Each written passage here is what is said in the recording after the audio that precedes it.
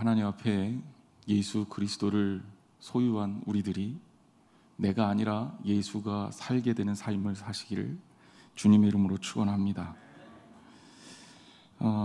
교회란 무엇인가? 또 우리는 어떤 교회를 이루어야 될까? 오늘 우리 크리스찬들이 지속적으로 고민해야 되는 문제입니다. 교회에 관한 이해가 잘못되면 교회의 방향성이 틀어지고 신앙도 망가집니다. 이런 교회는, 이런 성도는 하나님이 기뻐하는 성도도 하나님이 기뻐하시는 교회도 될 수 없습니다. 그렇다면 어떻게 해야 진짜 교회를 이룰 수 있을까? 그 첫걸음이 교회에 대한 제대로 된 이해를 갖는 데 있다 생각합니다. 그래서 이번 주부터는 우리 성도들과 함께 교회론을, 교회에 관한 이야기를 몇 주 동안 진행을 해보고자 합니다. 최근 코로나 상황이 장기화되면서 교인들이 굉장히 힘들어해요. 분명하게 붙들 수 있는 기준이 있어야 되는데 그 기준이 흔들려 버리는 경우도 심심치 않게 봅니다. 오늘날 우리들이 추구해야 될 교회는 무엇이고 진정한 예수께서 가르쳐 주시는 교회는 무엇인가? 코로나 상황이 정리가 됐을 때, 이제 시대가 바뀌어졌을 때 과연 우리는 어떤 교회를 만들기 위해서 우리 교인들과 함께 한 목표로 가야 할 것인가?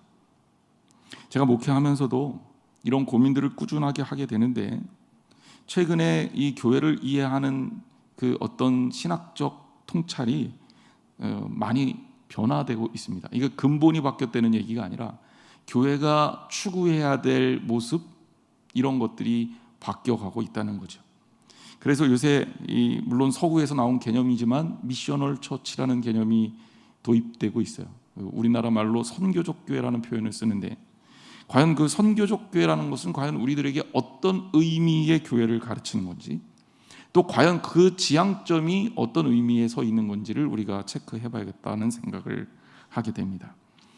목회를 하면서 여러 책들을 읽고 또 추천도 하게 되는데, 그 중에서도 제가 여러분들에게 오늘 이 시간에는 책 2권을 레퍼런스로 추천을 해드리려고 합니다. 첫 번째 책은 담장을 넘는 크리스찬이라는 J.D. 그리어 목사님이 쓴 책입니다. 그 교회가 어떤 모습으로 서야 될까에 대한 고민이 담겨 있는 책이고요. 또 하나는 제가 목회자들에게 정말 자신 있게 추천하는 책입니다. 랜디 포프 목사님이 쓴 The Intentional Church라는 책이에요. 이게 번역이 아마 목회계획 이런 식으로 번역이 돼서 목회자들만 보는 책으로 생각을 하는데, 사실은 이 교회론에 관한 책입니다. 두 분 다 목회를 너무 잘하시는 분이고 신학적으로도 식견이 탁월하고, 또 한편으로는 그런 면에서 우리 크리스찬들에게 굉장히 좋은 통찰을 준다는 점에서 여러분들에게 추천할 수 있는 책이라 생각합니다. 제가 앞으로 교회론을 전하면서 여러분들에게 이 책의 내용들을 다수 인용할 예정입니다. 우리 교인들에게 유익이 되는 내용들이 많이 들어있기 때문에 그렇습니다. 자, 아까 제가 드린 질문, 교회는 과연 무엇을 지향해야 될까? 이런 질문을 여러분 마음에 두고 오늘 첫 시간을 생각해 보기를 원합니다. 먼저 J.D. 그리어 목사님이 쓴 담장을 넘는 크리스찬이라는 책의 서문에 실려진 이야기를 통해서 오늘 말씀을 시작할까 합니다. 1930년대 말 미국 오클라호마 주의 농부들의 이야기입니다. 이 시대의 이야기는 존 스타인백이라는 미국의 굉장히 유명한 소설가 분노의 포도라는 작품에서 시대를 배경으로 하고 있는 그런 이야기이기도 합니다. 1930년대 무슨 일이 있었나? 사실 1920년대 미국 북동부 도시의 노동자들이 부자가 되는 꿈을 꾸고 중부로 서부로 마구 이동하고 있었습니다. 특별히 1930년대 들어와서 많은 사람들이 오클라호마라는 이 지역, 미국의 중남부 지역에 있는 이 지역에 많이 머물렀어요. 목적은 뭐냐면 농사를 짓기를 원하면 그 농사를 짓기를 원하는 사람들에게 아낌없이 땅을 나누어 주었기 때문에 그래요. 농사만 잘 되면 동부지대에서 공장에서 일하는 사람들보다 훨씬 더 많은 소득을 거둘 수 있으리라는 생각을 했기에, 소위 말해서 돈을 벌기 위해 수많은 노동자들이 공장 노동을 그만두고 농사를 짓는 일로 나아가게 됩니다. 그 당시에 수많은 지질학자들과 기후학자들의 다수 의견이 땅을 개간하게 되면 이 개간한 땅에 맞춰서 기후도 바뀐다는 이론을 가지고 있었던 시절입니다. 이게 잘못된 이론이죠. 그런데 그런 생각 때문에 여기에 와서 열심히 일하고 농사를 열심히 짓게 되면 틀림없이 많은 소득을 거둘 수 있으리라고 생각했던 거예요. 1920년대 아까도 말씀드렸지만 계속 이 지역은 풍년이었어요. 그러니 농사만 잘 지면 이제 우리는 잘 먹고 잘 살 수 있겠다라는 꿈을 갖게 된 거죠. 그런데 1930년대에 웬일입니까? 그토록 풍요로웠던 땅이 극심한 가뭄을 마주하게 됩니다. 게다가 가뭄뿐만이 아니라 이런 먼지바람이 일어나게 된 거예요. 상상하기 힘들지만 이건 사진입니다. 그래서 이 먼지바람 때문에 농사는 다 망쳐버려요. 이런 먼지바람이 불어오면 심지어 가축들도 다 죽어버려요. 그리고 집도 이렇게 덮여버리는, 완전히 그냥 희망이라는 것을 조금도 찾을 수 없는 땅으로 바뀌어버리는 거예요. 결국 1930년대 후반에 이런 꿈을 가지고 농사를 짓기 시작했던 수많은 농부들이 빈손으로 다시 동부로 돌아갑니다. 이제 자신의 꿈을 접고 이제는 나는 공장에서 일하는 게 낫겠다 생각한 거죠. 그리고 남아있는 소수의 사람들이 있었답니다. 1939년 가을에 이 소수의 사람들은 이 고통스러운 선택을 해야 하는 그 선택의 기로 앞에 놓이게 됩니다. 그들에게 남아있는 것은 1년치의 곡식. 그들이 이것을 가루로 만들어서, 그래서 빵을 만들어서 당분간 먹고 살 것이냐, 아니면 좀 어렵더라도 우리가 견뎌가며 이 씨앗을, 이 곡식을 땅에 심어서 수확을 다시 한번 기대할 것이냐. 여러분 같으면 어떤 선택을 했을까요? J.D. 그리어 목사님은 이 상황을 신앙적 결단의 상황과 비교합니다. 목숨을 건 결단, 그 속에서도 희망을 가지고 씨앗을 심었다는 거죠. 그리고 그렇게 가물었던 그의 가을, 거짓말처럼 비가 내렸습니다. 그리고 농부들은 기쁨으로 수확을 할 수 있었던 거죠. 예수님을 믿는 크리스찬의 신앙이 무엇이냐? 바로 한 알의 미라를 심고 자라나고 수확하게 하는 것이다. 이미 우리는 예수님의 비유 속에서 그 말씀을 알고 있습니다.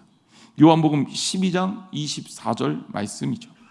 내가 진실로 진실로 너희에게 이르노니 한 알의 밀이 땅에 떨어져 죽지 아니하면 한 알 그대로 있고 죽으면 많은 열매를 맺느니라. 우리가 살아야 할 신앙인으로서의 삶과 결단, 우리가 추구해야 할 신앙 공동체의 모습이 바로 여기에서 시작됩니다. 우리 또한 이 말씀을 통해서 우리가 살아내야 할, 그리고 추구해야 할 것들이 무엇이며 당장 이 순간에, 그리고 우리의 미래에 성도와 교회는 무엇을 지향해야 하는지를 깨달아야 할 줄 믿습니다. 자, 그럼 먼저 어떻게 해야 될 것인가요? 우리가 처한 이 상황, 어쩌면 지금 코로나19라는 상황이 장기화되면서 우리가 마치 이젠 새로운 결단을 해야 될 시점에 몰리고 있는 것 같다는 생각이 들 때가 있습니다. 과연 이때는 무엇을 해야 될까? 먼저 첫 번째, 이 말씀에 의지해서 그 지혜를 찾아봅니다. 첫 번째는 내려놔야 된다는 거예요. 내려놔야 된다. 한 알의 밀은 땅에 떨어져야 삽니다. 내려놓음에서 역사가 시작이 됩니다. 성경 말씀을 다시 한번 봅시다. 내가 진실로 진실로 너희에게 이르노니 한 알의 밀이 땅에 떨어져 죽지 아니하면 한 알 그대로 있고 죽으면 많은 열매를 맺느니라 그랬어요. 본문은 우리에게 한 알의 밀이 땅에 떨어져야 한다고 말합니다. 내려놓는 것, 그것부터 하나님 나라의 놀라운 역사가 시작된다는 거죠. 우리는 우리 손에 내려놓고 쥐고 있는 거 내려놓기 무척 싫어합니다. 제가 이번 주 말씀을 준비하면서 저희 아들 어렸을 때가 생각이 났어요. 제가 사진이 있길래 가져왔습니다. 이 장면이 어떤 장면이냐? 여러분, 두 손을 보면 먹을 게 꽉 쥐어져 있죠. 얘는 이거 한번 잡으면 안 높습니다. 제가 화살표로 표시해놨지만 볼은 이미 빵빵합니다. 이미 먹을 게 입에 잔뜩 들었어요. 그리고 자세하게 안 나와서 그렇지만 저희는 얘한테 이것보다 더 맛있는 음식을 주기를 원했습니다. 이 아이가 두 손에 먹을 것을 쥐고 입에다 빵빵하게 잔뜩 먹고 눈앞에 더 맛있는 것을 봤을 때 얘가 어떻게 했을까요? 일반적으로 우리 생각에는 놓고 맛있는 걸 먹으면 되잖아요. 이 아이는 엉엉 울었습니다. 내려놓기가 싫은데, 먹고는 싶은데 어찌할 수가 없으니까 우는 거예요. 여러분 기억하십시오. 손에 있던 것 내려놓지 않으면, 포기하지 않으면, 땅에 떨어뜨리지 않으면 좋은 결과를 일궈낼 수가 없습니다. 성경 말씀 그대로 하나님의 역사는 한 알의 밀이 땅에 떨어져야 일어나는 겁니다. 하나님의 역사는 내 손에 있을 때는 일어나지 않아요. 내 손에서 내려놓아 하나님께 내려놓고 맡길 때 역사가 일어납니다. 코로나19를 통해서 얻을 수 있는 하나님께서 우리에게 주시고자 하는 메시지는 무엇일까? 지속적으로 기도하면서 하나님 왜 이렇게 우리 교회를 고통스럽게 하십니까? 안 그래도 점점 어려워지고 있는 이 시점에 왜 성도들이 모이지도 못하게 하는 아픔을 주십니까? 이러면서 우리 교회를 생각해 봤어요. 우리 한국교회의 모습을 생각해 봤습니다. 코로나가 시작되기 이전부터 이미 한국교회는 내리막을 걷고 있었습니다. 고령화가 시작되고 있었습니다. 우리나라가 가지고 있는 인구 감소보다 교회의 인구 감소가 훨씬 더 심하게 진행되고 있었습니다. 어쩌면 코로나 때문에 교회가 망가졌다는 게 문제가 아니라 사실 우리는 이미 우리 한국교회는 병들어 있었을지도 모르겠다는 생각이 듭니다. 그것을 통해 우리에게 하나님이 무엇을 원하실까? 어쩌면 우리 손에 들고 있는 것들을 내려놓으라고 말씀하시는 것 아닐까? 그동안 우리가 욕심내고 추구했던 모습들을 하나님 앞에서 버리라는 것을 얘기하는 것 아닐까? 시대가 바뀌어서 이제 새 술은 새 부대에 담아야 하는데 여전히 헌 부대를 추구하고 고집하고 있는 성도들에게 이제 눈을 떠서 새로운 시대를 보라고 깨닫게 하고 있는 것은 아닐까? 혹시 여러분 지금 이 시점에서 먹을 것을 가득 두 손에 움켜쥐고 더 이상 집을 수 없다고, 더 이상 맛있는 것을 먹을 수 없다고 엉엉 울고 있는 것이 우리들의 모습은 아닐까라는 생각이 듭니다. 사랑하는 성도 여러분, 역사의 시작은 하나님께 맡기는 데서 시작됩니다. 참 지긋지긋해요. 처음에 못 모일 때만 하더라도 금방 지나가겠지. 그리고 조금씩 우리가 회복해 가면서 우리 교회도 조금 더 우리 교인들이 교회로 나아오면서 건강해지고 우리 교인들이 회복되는 것을 느꼈거든요. 그런데 또한 금방 또 이렇게 어려움이 닥치고 예배하기가 힘들어지고 2주만 견디면 될 줄 알았더니 4주가 되고 이제 6주가 되는 상황에 놓였습니다. 언제 회복될 것인가 고민하고 마음 아파하고 힘들어하고 그러다가 최근에 제가 마음에 기도를 바꿨어요. 하나님께 맡깁니다. 하나님께서 하시는데 이제 내가 하나님께 맡기고 다시 한번 내 손에 있는 것들을 주님 앞에 내려놓고 새롭게 하나님의 역사를 따라 나가기를 소망합니다. 사랑하는 성도 여러분, 내려놓는 것은 어리석은 것이 아닙니다. 그것은 오히려 지혜로운 것이며 하나님께서 이끌어 가시는 역사의 시작입니다. 많은 사람들이 많은 것이 바뀔 거라고 얘기합니다. 코로나 이후에 전과 같지 않으리라 생각합니다. 하지만 그때도 하나님은 일하실 것이고 우리가 하나님을 믿는다면 내가 생각하는 내 의지대로 따라가는 것이 아니라 하나님께서 이끄시는 대로 따라가는 신앙적 고백을 한다면 우리는 하나님의 역사를 더 놀랍게 이룰 수 있으리라 믿습니다. 여러분, 내려놓읍시다. 시작이 그것부터입니다. 두 번째는 우리가 결단하고 심어야 합니다. 본문 말씀 다시 한번 읽습니다. 내가 진실로 진실로 너에게 이르노니 한 알의 밀이 땅에 떨어져 죽지 아니하면 한 알 그대로 있고 죽으면 많은 열매를 맺느니라. 말씀을 정리해 보면 이래요. 한 알의 밀이 땅에 떨어졌어요. 그 다음에 죽지 않으면 그대로 있고 아무것도 아니라는 거죠. 아무 역사도 일어나지 않는다는 거예요. 그 다음에 어떻게 해야 된다? 죽으면 열매를 맺는다. 저는 이 죽다라는 단어를 심는다라는 단어로 다시 한번 생각했습니다. 본문에 씨앗이 땅에 떨어져 죽으면 결실을 맺는다고 말합니다. 씨앗이 심겨지면 결실을 맺는 거죠. 자, 생각해 보십시오.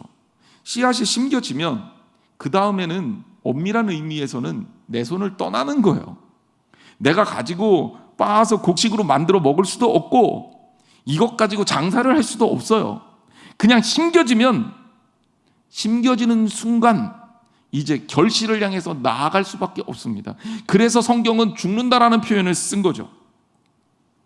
그런데 씨앗이 심겨지기 위해서는 심는 수고와 노력, 또 심고자 하는 결단이 필요하지 않습니까?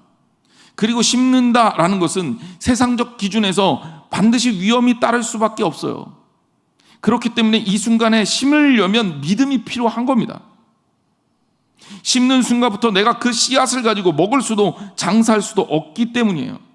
씨앗이 자라서 열매를 맺고 결실을 할 때까지 나는 지속적으로 손해를 감수할 수밖에 없습니다. 그러니 믿음이 없다면 결단할 수 없는 거고, 믿음이 없다면 심을 수도 없는 거죠.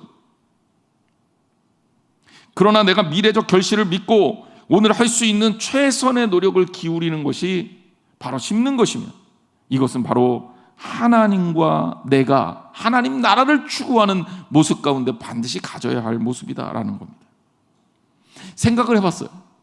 씨앗을 심기 위해 농부는 어떤 선택을 할까? 먼저 이 씨앗이 있다면 내가 이 씨앗을 어디에다 어떤 방식으로 심을까를 결정해야 되겠죠. 그러기 위해서 이 씨앗이 심겨질 토양을 준비해야 합니다. 그래서 이 씨앗과 잘 맞는 땅을 선택해야죠. 그리고 기후도 중요하잖아요. 물이 많이 필요한 곳에는 당연히 비가 많이 오는 지역에 심어야 되겠고, 물이 별로 필요하지 않은 건조한 곳에서 잘 자라는 곡식들은 그런 식물들은, 그런 씨앗들은 그런 곳에 심어야 될 겁니다. 땅을 선택을 해야 돼요. 그래서 선택하고 뿌리면 다 되느냐? 그게 아니죠. 제가 보니까 저는 처음에 못 알아들었는데 로터리 친다는 얘기를 하더라고요. 로터리 친다라는 얘기가 땅을 갈아엎는다는 얘기예요. 땅이 딱딱하게 굳어 있으면 씨앗이 자라고 뿌리를 내리는데 지장이 있으니까 땅의 양분도 뒤섞어주고 땅을 뒤집어 엎어서, 한번 뒤집어 엎어서 씨앗이 자라고 뿌리를 내릴 수 있도록 그렇게 도와주는 역할을 하는 거죠. 그리고 어떤 일을 해야 됩니까? 씨앗이 잘 자랄 수 있도록 물도 대줘야 됩니다. 물이 많이 필요한 우리 벼농사, 쌀농사는 사실은 그런 물을 가둬두는 역할을 해야 돼서 이 물을 끌어오는 일이 필수적인 것 아닙니까? 물도 대줘야죠. 근데 물이 또 너무 많으면 물꼬를 터줘서 물도 빼줘야 됩니다. 그 일들을 우리가 계속 하는 거예요. 때로는 해충도 잡아줘야 돼요. 잡초도 뽑아줘야 됩니다. 생각해보면 심는 걸로 끝나는 게 아니라 심고 그것을 관리해야 된다는 거예요. 내려놓는다는 것이 포기한다는 게 아니에요. 하나님께 맡긴다는 것은 아무것도 안 한다는 말과 동의어가 아닙니다. 하나님께 맡겼다면 우리는 우리의 자리에서 하나님 나라를 추구하기 위한 최고의 노력을 기울여야 합니다. 우리가 할 수 있던지 할 수 없던지, 성경 말씀 그대로 때를 얻던지 못 얻던지, 하나님께서 역사하신 것을 믿고 하나님의 일하심을 믿고 우리는 최선의 노력을 우리의 삶 속에서 기울이는 것, 그것이 우리의 성도가 해야 될 일이라는 거예요. 몸이 병들었을 때 병원에 가면 우리에게 뭐라고 의사가 얘기합니까? 아마 아프다 그러면 어떤 질병이든지 공통적으로 그런 얘기 할 거예요. 쉬셔야 됩니다. 약 드시고 푹 쉬세요. 때로는 쉴 여건이 안 되니까 강제로 입원을 시켜요.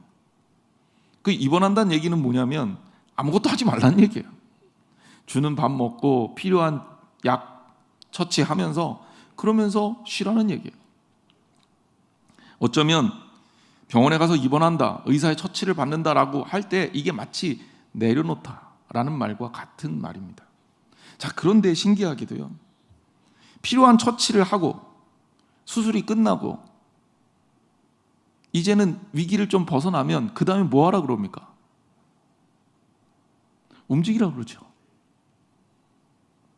그래서 잘 움직여지지 않는 몸을 이끌고 열심히 움직입니다.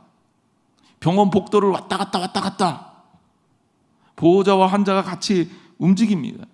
필요하면 물리치료도 하면서 운동시설에 가서 운동도 하면서 회복 운동을 해야 합니다. 움직여야 살아요. 이제는 움직여야 삽니다. 심었다면 심고 난 이후에는 그것을 열매를 자라게 하기 위한 우리가 최선의 노력을 기울여야 된다라는 겁니다.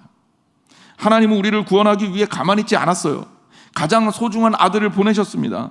신약 성경에서 예수님을 어떻게 소개하는 줄 아세요? 44번이나 하나님께 보냄을 받은 분으로 소개합니다. 하나님께서 인류를 구원하시기 위해 제일 먼저 하신 것이 뭐냐? 바로 예수 그리스도를 우리를 위해서 보내시고 먼저 일하시고 있는 겁니다. 예수님 십자가에 달려 돌아가신 후 부활하시고 제자들에게 이렇게 말씀하십니다. 아버지께서 나를 보내신 것 같이 나도 너희를 보내노라. 나아가 마태복음 28장 19절에 보면 이런 말씀이 이어집니다. 예수께서 나와 말씀하여 이르시되 하늘과 땅의 모든 권세를 내게 주셨으니 그러므로 너희는 가서 모든 민족을 제자로 삼아 아버지와 아들과 성령의 이름으로 세례를 베풀고 내가 너희에게 분부한 모든 것을 가르쳐 지키게 하라. 볼지어다 내가 세상 끝날까지 너희와 항상 함께 있으리라. 그러므로 너희는 가서 제자를 삼고 세례를 베풀고 그리고 내가 너희에게 가르쳐 분부한 모든 것을 어떻게 하라? 지키게 하라. 계속 무엇인가를 하나님 나라를 위해서 애쓰고 노력하고 최선의 노력을 기울이라 라는 겁니다. 교회는요, 예수 그리스도를 따르는 하나님의 예수 그리스도의 제자들이 하나님 나라를 향해서 끊임없이 추구하는 공동체입니다.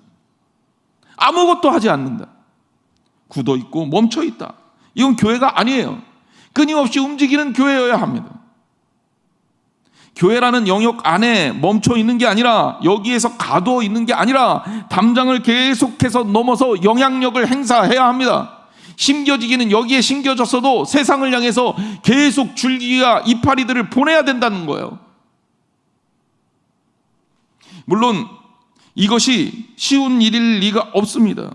때로는 어려울 수 있어요. 하지만 우리가 알아야 될 게 있습니다. 제자의 길은 하나님께 맡기는 내려놓음이 시작이라면, 내려놓았다면 이제 손이 비었잖아요. 하나님께 맡기고 내려놓았다면 이 빈손으로 뭐 해야 됩니까? 일해야죠. 필요한 것들을 내게 가져와야죠. 또 때로는 내가 가지고 있는 것을 누구에게 줘야죠. 끊임없이 움직이라는 얘기예요. 교회가 일할 수 없는 상황입니다. 교회라는 이름으로 무엇인가를 할 수 없는 시대가 왔어요. 우리 함께 모여서 식사도 못하고요, 바자회도 못하고요, 행사도 못해요. 그럼 우리 교회는 아무것도 못하는 거냐? 여러분 정말 그렇게 생각합니까? 아니요. 우리의 삶 속에서 얼마든지 여러분들이 일할 수 있어요. 더 바쁘게 일해야 돼요. 이제는 우리의 삶이 중심이 돼서 하나님의 역사를 감당하는 시대로 바뀌고 있다는 거예요. 교회가 무엇을 하는 시대가 아니라 성도가 하는 시대로 바뀌었습니다. 이젠 그것을 하나님께서 우리에게 요구하고 있는 것이다. 교회가 움직이는 게 아니라, 목사가 움직이는 게 아니라 우리 성도 하나하나가 하나님 나라를 위해서 움직이고 추구해야 되는 시대가 온 것이다. 심었으니 끝이 난 게 아니라, 하나님 저 심었어요 됐죠? 이게 아니라 열심히 로터리 치고 물 대주고 잡초 제거해주고 해충 잡아주고, 그리고 때로는 밭에 짐승이 들어오면 아가서 말씀대로 여우를 잡아서 포도원을 보호해주는 일을 우리가 해야 되는 거예요. 최근의 시대, 이것도 좀 지나간 얘기긴 하지만 유비쿼터스라는 말을 꽤 오랫동안 유행했습니다. 유비쿼터스라는 말은 뭐냐면 한 사람 한 사람이 다 소통의 수단이 될 수 있다는 거예요. 옛날에 제가 우리 애들한테 이런 얘기하면 애들이 안 믿으려고 그러는데요, 마을에 전화가 하나밖에 없었어. 저는 도시에서 컸으니까 방학 때 시골을 가면 그걸 정확하게 느낄 수가 있는데, 방학 때 시골을 가잖아요. 그럼 너 시골에 잘 왔어요. 부모님께 이제 나 여기 잘 지내고 있다고 전화를 해야 되잖아요. 그럼 어디를 가야 되나? 할머니 할아버지 댁엔 전화가 없어요. 그러면 이장님 댁에 가야 돼요. 다행히 이장님은 우리 오촌 아저씨였어요. 그러니 오촌 아저씨 댁에 가서 전화를 쓰겠다 그러고 전화를 하는 거죠. 때로는 집에서 급한 연락이 오면 저희 할머니 댁에서 놀고 있는 저는 전화를 받으려면 어떻게 해야 되느냐, 전화가 왔었다, 몇 시에 전화할 테니 그 앞에서 기다리라는 연락을 받고 거기서 기다리고 있었어야만 했습니다. 몇십 년 전입니다. 불과 몇십 년 전이에요. 그 시대가 어떻게 바뀌었습니까? 지금은 다 하나하나가 방송국입니다. 옛날에 영상을 찍어서 올리고 이런 거 아무나 할 수 있는 게 아니에요. 그거 하려면 어떻게 해야 됩니까? 돈도 많이 들지만 방송국을 통해서 많이 방송할 수 있었어요. 근데 지금은요, 아무나 자기 일상을 찍어서 전 세계 사람들한테 알려요. 여러분 한 사람 한 사람이 이미 다 방송국이 된 겁니다. 이게 유비쿼터스예요. 시대는 이렇게 바뀌었습니다. 복음은 어떨까요? 옛날은 교회가 무엇을 해야 됩니다. 교회 모여서 전도도 하고, 교회 모여서 일도 하고, 교인들이 모여서 무엇인가를 해야 되는 시대였습니다. 그런데 저는요, 앞으로의 교회는 바뀌어야 된다. 왜? 이제 시대가 그 시대가 아니에요. 이제는 여러분 한 사람 한 사람이 교회여야 되고, 여러분 한 사람 한 사람이 하나님의 복음의 방송국이어야 된다. 그 역사를 이뤄내는 현장이 돼야 된다는 거예요. 여러분 그러기 위해서 열심히 일해야 합니다. 하나님 나라를 꿈꾸고 최선을 다해야 합니다. 내려놓은 빈손으로 주의 일을 감당하시는 저와 여러분이 되시기를 주님의 이름으로 축원합니다. 세 번째, 내려놓고 심었다면 이제 뭐 해야 됩니까? 기다려야 돼요. 씨앗이 땅에 떨어졌습니다. 그래서 심겨져서 썩어집니다. 그리고 썩어진 씨앗에서 새싹이 나고 자라기 시작합니다. 그때 필요한 게 뭡니까? 기다려야죠. 연약한 새싹이 자라서 열매를 맺을 때까지 햇빛과 물과 바람과 온도 등 지속적인 관심과 기다림이 있다면 틀림없이 우리는 잘 결실할 수 있습니다. 시간을 보내야 돼요. 봄에 심었으면 가을까지 열매가 맺히는 그 순간까지 기다려야 돼요. 제가 어린 시절에 아직도 선명하게 기억이 나는 일이 있는데, 국민학교겠네요. 저는 국민학교 다녔습니다. 2학년 때였습니다. 이거 콩을 갖다 심으면 뭐가 난대요. 콩이 난대요. 그래서 제가 농사를 시작을 했습니다. 여러분 생각하는 대단한 농사는 아니고 콩 몇 알을 집 앞 땅에다가 심은 거죠. 그때만 해도 서울에도 공터가 좀 있었잖아요. 집 앞에 공터에다가 제가 놀던 데다가 심었습니다. 그런데요, 아무리 기다려도 아무런 변화가 일어나지 않아요. 하루 종일 기다렸는데, 정말 오래 기다렸죠. 하루 종일 기다렸는데 아무 일도 일어나지 않아요. 물 줬는데도 아무렇지도 않아요. 다음 날까지 기다렸습니다. 밤에 잠을 못 잘 정도로 설치고 아침에 일어나서 나가봅니다. 아무 변화가 없어요. 그래서 제가 어떻게 했냐? 파봤습니다. 그랬더니 그냥 콩인 거예요. 그래, 조금 더 기다려야 되나 보다. 다시 묻고 그리고 또 기다렸습니다. 그런데 제가 못 기다리고 계속 파보다가 아침 저녁으로 파보다가 시간 날 때마다 파보다가 제 첫 번째 농사는 그렇게 망쳤습니다. 그냥 가만히 있었으면 싹이 나는 걸 볼 수도 있었는데 저는 계속 파보다가 콩을 버리고 말았습니다. 요즘 신앙인들이 그런 것 같아요. 하나님을 믿는다는 것은, 그리고 하나님 나라를 꿈꾼다는 것은 하나님 나라가 당장 우리들에게 오고는 있는데 아직 완성되지는 않았잖아요. 오스카 쿨만이 그래서 그런 얘기했어요. already, 이미 시작되었지만 난 옛 하나님 나라는 아직은 오지 않은 거다. 이미 시작된, 그러나 난 옛 아직 완성되지 않은 하나님 나라를 꿈꾸며 오늘 이 시대는 우리는 뭘 하는 거냐면 기다리는 사람이에요. 크리스찬의 삶을 기다리는 사람들, 기다림을 가지고 있는 마라나타의 공동체라고 교회를 말할 수 있다라는 겁니다. 왜? 하나님 만드신 세상에서 하나님 나라를 꿈꾸는 우리의 기다림은 그 기다림을 통해 숙성되고 완성되어집니다. 믿음을 통해 확신을 갖고 기다리는 것은 그 자체로 가치가 있는 거죠. 가치 있는 기다림은 지루한 게 아니에요. 설레이는 거죠. 사랑하는 사람과 데이트 약속을 딱 잡고 그리고 그 날을 기다렸던 때가 기억이 나십니까? 저는 기억이 잘 나거든요.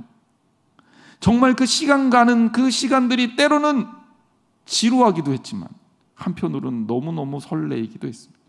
어린 시절에 소풍 가려고 소풍 날짜가 나오면 소풍 가는 날은 재미없어요. 근데 소풍 가기 전날에 무척 좋아요. 그게 설레임입니다. 하나님 나라를 꿈꾸는 성도들의 기다림은 지루함이 아니라 설레임이죠. 그리고 이 기다림은 손 놓고 멍 때리는 기다림이 아닙니다. 설레이며 하나님 나라를 위해서 노력하는 기다림입니다. 사도행전 1장 4절 말씀해 보니까 예수님께서 이렇게 말씀하셨습니다.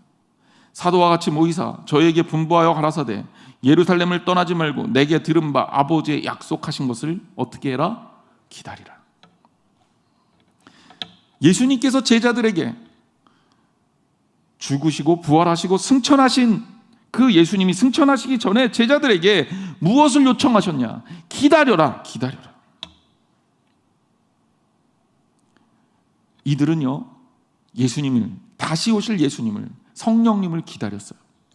근데 그냥 기다린 게 아니에요. 제자들은 기다리며 유다의 빈자리를 채울 마띠아를 뽑았습니다. 이제 우리가 기다리고 교회가 세워지고 우리가 이루어야 할 것들이 주어진다면 우리가 열심히 하기 위해 준비한 겁니다. 오순절 날이 이를 때까지 마가의 다락방에 모여서 이들은 기다렸습니다. 하염없이 망부석처럼 해안가에서 고기 잡은 남편이 돌아오기를 기다리는 그런 기다림이 아닌, 의미 없는 기다림이 아니라 약속이 있는 믿음을 가진 의미 있는 가치가 있는 귀한 기다림이라는 거예요. 살아있고 생동력이 넘치며 그 나라를 바라며 전력을 기울이는 능동적이고 적극적인 기다림이라는 겁니다. 우리 교회는 주님을 기다리는 마라나타의 공동체입니다. 우리 그냥 기다리지 않습니다. 하나님께서 우리에게 무엇을 원하실까를 고민하며 주님의 나라를 위해서 헌신하며 기다립니다. 그래서 우리의 기다림은 지루하지 않습니다. 우리의 기다림은 절망적이지도 않습니다. 희망 없는 기다림이 아니기 때문에 그렇습니다. 새로움을 향해서 뜨겁게 움직이는 살아있는 기다림입니다.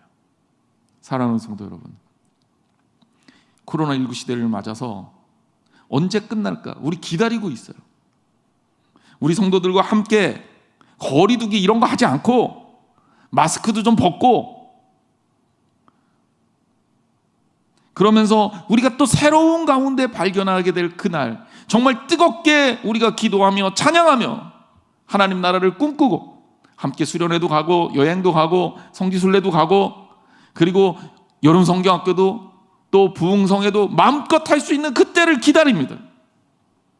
하지만 이 기다림이 절망적인 기다림이 아닐 것은 주님께서 잘 준비된 자에게 더 좋은 것으로 허락해 주실 분명한 의미와 목표가 있는 기다림이기 때문입니다.